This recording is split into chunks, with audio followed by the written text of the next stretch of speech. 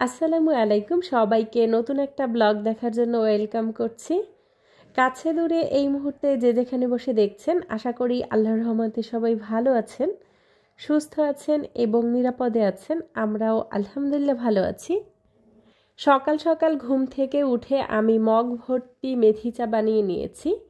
মেথিটা যদিও রাতে ভিজিয়ে সেই পানিটা সকালবেলা খাওয়াতে বেশি উপকার, তো সকাল সকাল ওই পানিটা অনেক বেশি ঠান্ডা হয়ে যায়, যার কারণে আমি এই শীতের সিজনটায় মেথিটা যখনই খাই এভাবে করে একটু চা বানিয়ে খাই, মানে নর্মাল চায়ের মতো গরম পানির মধ্যে দিয়ে ফুটিয়ে তারপর খাই।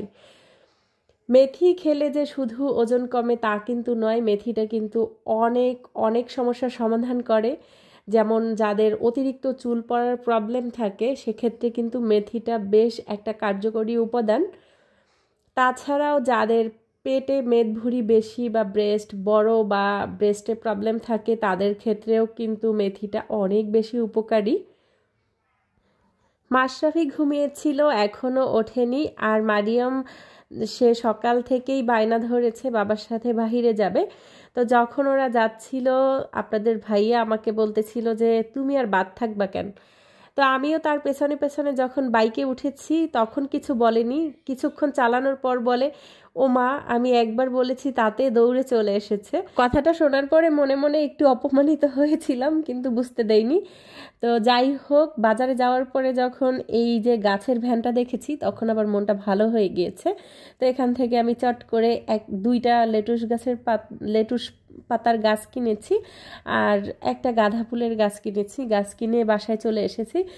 তো আমাদের এইখানে নর্মালি এরকমের সকাল টাইমে বা বিকেল টাইমে কখনো গাছ পাওয়া যায় না।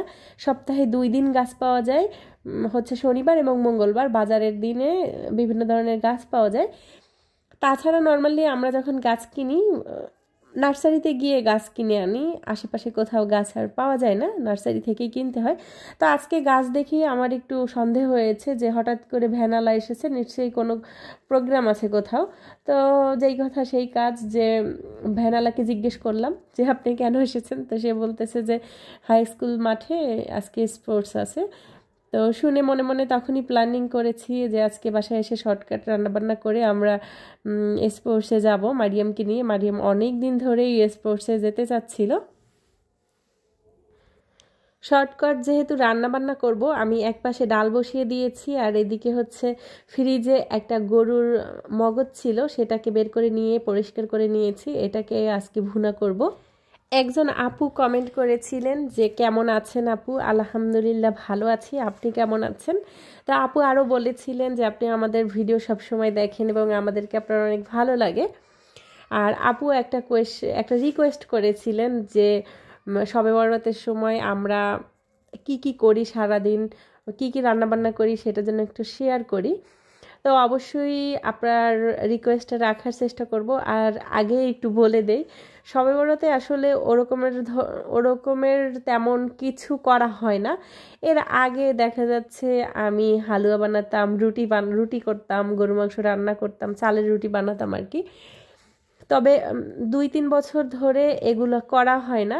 দেখা যাচ্ছে বাসার সব কাজবাজ সামলিয়ে তারপর হচ্ছে শবে বরাতের আগে একটু বাসাটা একটু ক্লিন করে নেই, সব কিছু ধুয়ে টুয়ে একদম পবিত্র অবস্থায় থাকার চেষ্টা করি। তারপর রাতের বেলা সবাইকে খাইয়ে দাইয়ে ঘুম পড়িয়ে তারপর নামাজ পড়ি। আর চেষ্টা করি পরের দিন রোজা রাখার জন্য। যেদিন রাতে আর কি শবে বরাতের নামাজ হয় ওই দিন নামাজ পড়ে একদম সেহরির সময় খেয়ে পরের দিন সারাদিন রোজা থাকার ট্রাই করি। আর এর বাহিরে দেখা যাচ্ছে এই যে বাড়তি আয়োজনগুলো, রুটি বানানো, হালুয়া বানানো, তারপর হচ্ছে অনেক অনেক রান্না বাড়া, অনেক আইটেম করা, এগুলো করলে পরে আসলে অনেক এনার্জি লস হয়। তাছাড়াও সময়টাও চলে যায়। দেখা যাচ্ছে বাকি কাজগুলোতে একটু কষ্ট হয়ে যায়। তো শবে বরাত মূলত ইবাদত বন্দিগির রাত। এই রাতে আসলে ইবাদতটাই বেশি করা দরকার, কারণ এই দিন আল্লাহ তাআলা সবার ভাগ্য নির্ধারণ করে পরবর্তী 1 বছরের জন্য, এবং এই দিনে আল্লাহ তাআলার কাছে মাপ চাইলে আল্লাহ তাআলা সবাইকে সাধারণ ক্ষমা করে দেন। তো আগে যখন বাড়ি থাকতাম মানে বিয়ের আগে দেখেছি আমার মা ওই দিন রুটি বানায় আর ভালো মন্দ রান্নাবান্না করে। তবে এটা আসলে কোনো ইসলামী দৃষ্টিকোণে বা ইসলামের কোনো হাদিসে কোনো জায়গায় বর্ণনা করা নাই যে এই দিনে হালুয়া রুটি করতে হবে বা এগুলো খেতে হবে। তবে আমাদের বাড়ি যে সবসময় করে এটা আসলে দেখা যাচ্ছে আমাদের আত্মীয় স্বজন বা হচ্ছে বাসার ছোটদের আবদারে করা হয়। তাছাড়াও গ্রামের বাড়ি আগের দিনে অনেক গরিব ফকির এরা আসতো, এদেরকে খাওয়াতো, তো এরা একদিন ভালো মন্দ খেলে পরে সেটাতে অনেক সওয়াব আছে। কিন্তু নির্দিষ্ট এই যে শবে বরাত উপলক্ষে রুটি হালুয়া করে খাওয়া এটা আসলে কোনো হাদিসে নাই। তারপরও এটা যারা করে তাদের ভালো লাগা থেকেই করে। তো আমিও যদি রুটি হালুয়া করি সেটা অবশ্যই আপনাদের সাথে শেয়ার করব।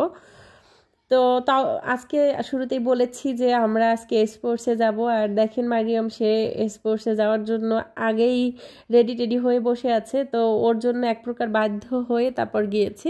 আমরা অপেক্ষা করতেছিলাম যে মাশরাফির বাবা কখন বাসায় আসবে, কারণ মাশরাফি মারিয়াম দুইজনকে সামলানো আমার কাছে অনেক কষ্টসাধ্য ব্যাপার হয়ে যাবে। কারণ মাশরাফিকে কোনো খাবার টাবার ধরিয়ে দিয়ে ওকে বসিয়ে রাখা যায়, কিন্তু মারিয়ামকে রাখা যায় না।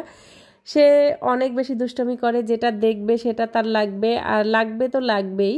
যেখানে যেতে চাইবে সেখানে সে যাবেই, যাওয়া লাগবে তো লাগবেই। তো অনেক কষ্ট করে আমি এখানে স্টেজের সামনে একটু জায়গা ম্যানেজ করেছিলাম। তো দেখেন মারিয়ামের অবস্থাটা, সে কি করেছে, সামনে সে চেয়ারে বসবে না, সে সামনের একটু স্পেস পেয়েছে যেখানে আর কি ক্যামেরা রেখেছিল, এখানে দাঁড়িয়ে অনেকক্ষণ নাচানাচি করেছে। এখন ক্লান্ত হয়ে গিয়েছে, এখন দেখেন কিভাবে একটু বাঁশের উপরে বসেছে। অনেকবার বলেছি আমার কোলে বসো, হবে না আর কি। ওকে নিয়ে বাহিরে বের হলে অনেক প্রবলেম হয়। যেমন আমরা যদি ট্রেনে 2টা সিট কাটি, মানে মাশরাফি আর আমার জন্য 2টা সিট কাটা হয়, দেখা যাচ্ছে আপনাদের ভাইয়া তো আবার অন্য কোথাও সিট পড়ে, 3জনের 3টা সিট কাটা হয়। কিন্তু মারিয়াম কারো কোলে বসবে না, সে তার সিটই লাগবে। পরবর্তীতে কি আর করা, ওই 2 সিটের মধ্যে 3জন কোনো রকমের ম্যানেজ করে বসতে হয়। আমরা যেখানটায় বড় হয়েছি বা যে স্কুলে পড়েছি আশেপাশের স্কুলগুলোতে স্পোর্টসের ধরনটা একটু অন্য রকমের। আর জামালপুরের মানুষ বেশিরভাগ কি হচ্ছে সাংস্কৃতিক প্রিয়, মানে এদের নাচ গান অভিনয় তারপর হচ্ছে যাত্রা, এগুলো আর কি অনেক বেশি পারদর্শী, এগুলোতে তারা অনেক বেশি পারদর্শী। তবে আমাদের স্কুলের স্পোর্টসগুলো একটু অন্য রকমের হতো, মানে এইখানে নাচ গানের কোনো ব্যবস্থা থাকতো না। গান হলেও সেটা রবীন্দ্রসঙ্গীত বা নজরুল সঙ্গীত হারমোনিয়াম বাজিয়ে তারপর গান গাওয়া হয়, এই টাইপের গান না।